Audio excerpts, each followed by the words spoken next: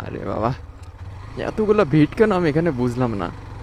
এখানে একটু আগে একটা পড়ছে। এই যে একটা পার হইতে পারলাম না, যে আরেকটা ভিড়। কাহিনী বুঝলাম না, এখানে ভিড় দেওয়ার কি দরকার? এমনিতেও রাস্তাটা ভাঙা।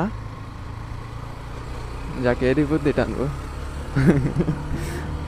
এই দেখো, আবার কিছু দিন বাড়তেছে মনে হইতেছে। এটা আবার মানে 3টা ফিট, পর 3টা ফিট।